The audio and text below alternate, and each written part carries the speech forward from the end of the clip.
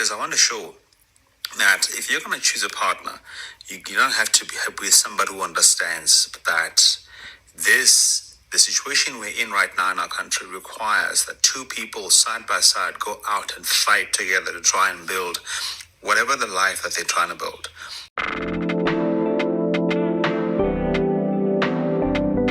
We should stop buying into this idea that one person can be able to carry the entire family's financial responsibility. And I say that it's rough out there, and choosing your partner is the single most important decision that you can ever make, especially for your financial success.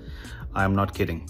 Yesterday I did the video on the top 10% and also the top 1%. I haven't really gone into much depth about the top 1%, but I did quite a bit on the top 10%. Now today I want to do the more realistic picture, especially about the middle class of South Africa, and the picture is even more bleak.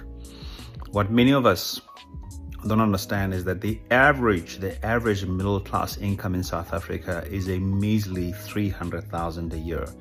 The low end of that is about 110,000. The high end of the South African middle class is about 300,000, which is about 25,000 rand. I'm putting in now on the screen the breakdown on the actual cost of somebody who's a South African middle class earner. And you will see that this person, if they're running the household by themselves, the household of 4 people, husband and a wife and 2 children, they're more likely almost 10,000 rand in the rate, just likely about 5,000 rand in the rate. And this is not even including a lot of the basic things. And I'm keeping the figures low on purpose, conservative on purpose, because I want to show that if you're going to choose a partner, you don't have to be with somebody who understands that the situation we're in right now in our country requires that 2 people side by side go out and fight together to try and build whatever the life that they're trying to build. I have the privilege and opportunity to spend quite a lot of time with quite a few wealthy people, and especially for the sake of this topic, especially white people. And I'll tell you what, they are partners. They are partnering people. Atwesu, they are partnering. They understand that it's better to put 2 incomes together to build the kind of life that you want. I've got the privilege right now of spending in this particular house that I'm in right now, is in, the couple is in their 60s, and they built from the early 30s up until now, and now they are living the life that they want. I need to stress this. We should stop buying into this idea that one person can be able to carry the entire family's financial responsibility. Guys, not in this country, not in this current economic climate, not in this current access or lack of access to opportunity, not in the current lack of opportunity that we find in South Africa. Look at the figures. We're looking at 300,000 every month. No, every year. You're looking at 25,000 rand every month. You're lucky if you're able to find an 800,000 rand house that has 3 bedrooms to cater for yourself and your 2 children and a guest every now and then. I want to be a party pooper, but I'm just trying to bring across a very important, realistic picture of what we're currently facing. And hopefully in so doing, especially having had the opportunity to counsel people into marriage, premarital, postmarital counseling for quite a couple of years now, hopefully many people before they get married, or even those that are currently married, will have a better understanding that, hey, if you're going to do this thing the way that you want it done, especially the financial aspect of things, partnership is going to help you out. Putting your heads together, putting your efforts together is going to help you out. Other than that, I don't know how else people are going to survive. When I saw this video, at least the first half of it, I was like, oh my God, this video has so much potential. There's so much wisdom that the people could learn from. And I was about to repost it. The first half talked about building financial stability and also finding a partner that allows that financial stability to thrive on. I also talked about seeing if this potential partner has found stability, at least financial stability, for you to give him a lineage, because there's no point in giving this man a lineage that's going to be grown in poverty. Now, here is where the clash is, the second part of his video. If we as Black people want to talk about finance and how it operates in Black spaces, can we at least keep it at that without talking about white people? There's a system in South Africa of finance that operates differently for both races, and it affects them differently. His investigations unveiled deeply troubling patterns of discrimination dating back to the late 1980s. He exposed how Sambu Bank's collapse in 2002 triggered Standard Bank's discriminatory practices against Black home buyers, leaving them overcharged by up to 100%. Adding this with the rand manipulation and low wages which Black people earn, including also Black homes being run by Black women. On all aspects of life, they are run by Black women. This has not changed. The lowest that a Black woman currently earns in South Africa in 2023 is 1,200. There are many factors that affects Black homes when it comes to finances and why they cannot do certain things, and we need to keep that in mind whenever we are trying to educate about money to Black people. Black people, they are currently earning not enough to even do things that they want to do.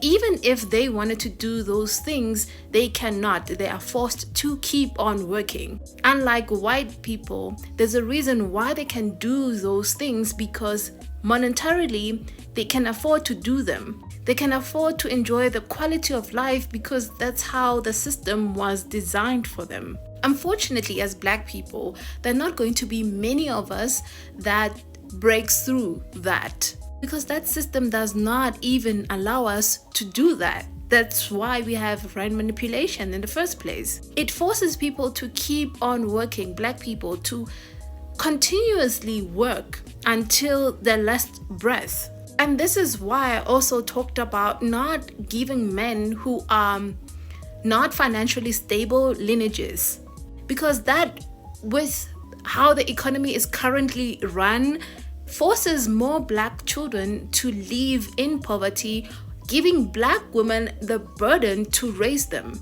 I found your video very informative. However, when we're going to talk about money, let's make it a safe space for Black voices to be amplified.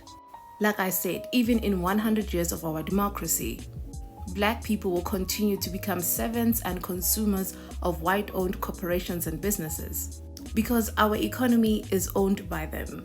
Our liberation and freedom is only on paper, and it does not reflect our realities. Due to this, it also means that should you find gold on the land that you have built your home on for years, those in power can take you to court and win, because the land that you're on is not yours. You're kind of like leasing the land. In the event that should there be gold or any other resources found on your yard, that would also make it easier for white-owned corporations to fully access that land. So you will be forcefully removed from your home. This is why I get confused when Black South Africans fight other Black foreigners. What's a story, ne? I have 11 cows. There used to be 12. However, one was unalived in a heavy storm that affected the stables where my cows lived. It also meant that due to the damage, I had to relocate my cows up the mountain. Why up the mountain, you may ask? Because it was much safer. Due to how Black areas are built, the surface area usually traps in water, so the water has no movement. And this is what causes the flooding and the damage to properties as well. So moving up the mountain, it meant that the water would stay on the safest level, while they're much safer when they go up the mountain. I needed money to rebuild that stable, and also to move my cows in an area that was much safer. Because I also wanted to get in the business of milk, I wanted my cows to produce milk and then I can sell them to businesses. They would tell me things like, the ground which my animals are on, they're not sure if it's a relegated area for cows to even consume the food that they consume. And they're also not sure what my cows consume would be safe for people to consume. I had so many informal reasons as to why I cannot enter an industrialized market. So they would use informal as a term to refer to Black-owned businesses, sort of like referring to them, they're not relegated, they're not up to standards, they're not what they should be. And they would refer to white-owned businesses whom are in the same business as me, as formal business, as relegated, and so on.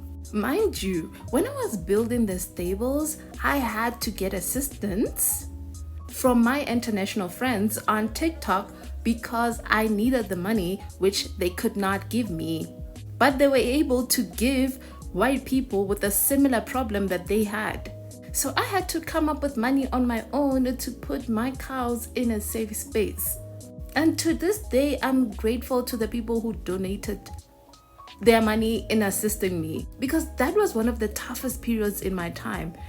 I could not know how I'm going to solve this problem. Every solution I could come up with was really hit with a brick.